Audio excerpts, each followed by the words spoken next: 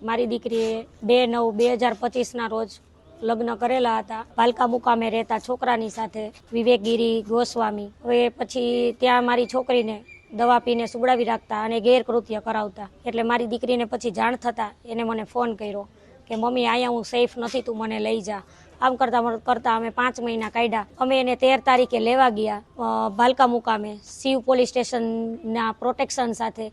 ત્યાંના PI PSI બધા અમારી સાથે આવ્યા હતા અને અમે દીકરીને રાજી ખુશીથી અહીંયા લઈ આવ્યા અને ત્યાં લખાણ કરેલું કે હવે કોઈને કોઈ પ્રકારનું સાથે બોલવાનું નથી કે ફોન નથી કરવાના, બરોબર.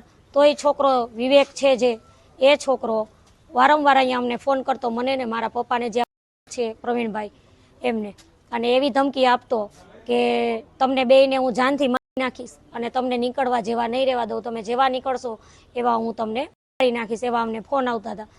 ફોન કર્યા આટલા બધા. એટલે હું પોલીસ પ્રોટેક્શન માગવા માટે હુંચકા પોલીસ સ્ટેશને મેં અરજી આપી, જે મેં અરજી 22 તારીખે આપેલી હતી, પણ મને કોઈ જવાબ આપ્યો નથી. ત્યાં જયસિંહ ઝાલા એમને મારી અરજી લઈ લીધી, પણ મને કોઈ સેટિસ્ફાઈડ જવાબ આવે એવું કીધું નહીં. મને કે તમારી પાસે રેકોર્ડિંગ હોય તો આપો, તમારી પાસે શું પ્રૂફ છે? પછી મેં કીધું સાહેબ મને આ ફોન આવેલા છે, મેં રેકોર્ડિંગ નથી કરેલું, મારી પાસે એ ત્યારે ટાઈમ નહોતો રેકોર્ડિંગ કરવાનો સાહેબ એવો, બરોબર.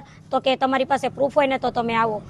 પછી કે અત્યારે જાઓ તમે. એટલે અમે આવતા રહ્યા ને તો પાછો મને ફોન આવ્યો ઓલા છોકરાનો, એના દોસ્તારમાંથી મેસેજ કરીને કહે છે કે હું અત્યારે ન કરવાનું કરવા જાઉં છું, તમારથી થાય નહીં, તમે કરી લ્યો, નહીં તો તમે લોકો અહીં હાજર થાવ. પછી અમે લોકોએ પાછા મેં જયસિંહને ફોન કર્યો કે આવી રીતે મને ફોન આવે છે સાહેબ શું કરવાનું છે એમ. તો એ ત્યારે કંઈક કામમાં હતા તો પાછા ક્યાંક વયા ગયા. એટલે એમને એમ કીધું કે પછી આવો, હાલો, એ કે હું તમને પછી બોલાવું છું એમ કરીને. પછી હું સન્ડેના રોજ ડીસીપી બાંગરવા સાહેબને ત્યાં ઝોનમાં જતી રહી, ક્રાઇમ બ્રાન્ચ ઓફિસે, બરોબર.